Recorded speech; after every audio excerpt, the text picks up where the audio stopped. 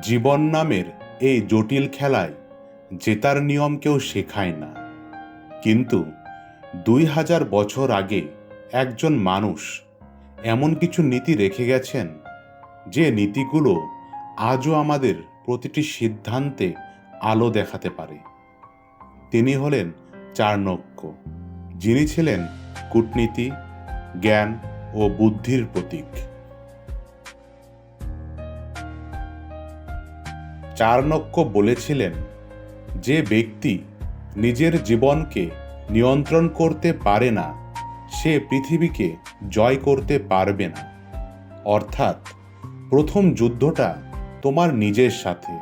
রাগ, অলসতা, ভয়, এই তিনটাই তোমার জীবনের সবচেয়ে বড় শত্রু। তুমি যদি নিজের ভেতরের এই দানবগুলোকে জয় করতে পারো, তাহলে বাহিরের পৃথিবীকে জয় করা সময়ের ব্যাপার মাত্র।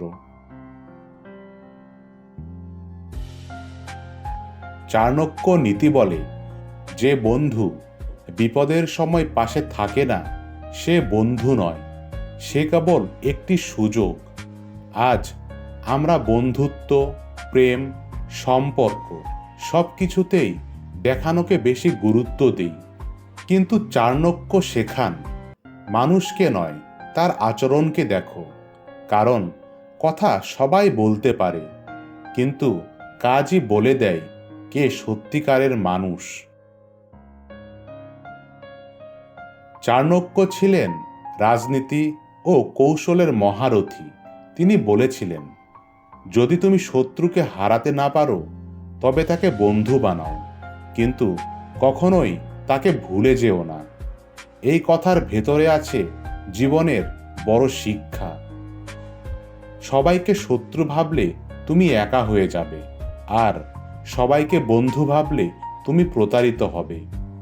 বুদ্ধিমত্তা মানে হলো কাকে কতটুকু বিশ্বাস করা যায় সেটা বোঝা।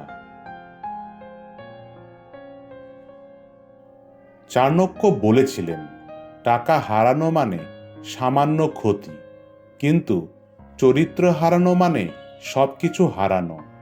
আজকের দুনিয়ায় যেখানে মানুষ অর্থের পেছনে ছুটছে, সেখানে চাণক্যের এই নীতি আমাদের মনে করিয়ে দেয়, অর্থ গুরুত্বপূর্ণ, কিন্তু আত্মসম্মান আরো বড় সম্পদ।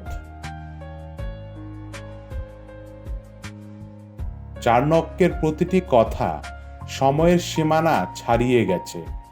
তিনি আমাদের শিখিয়েছেন, জীবনে জয়ী হতে হলে প্রথমে নিজেকে জানতে হবে। তুমি যদি প্রতিদিন নিজের ভুল থেকে শেখো, তাহলে তুমি ধীরে ধীরে হয়ে উঠবে নিজের জীবনের চাণক্য।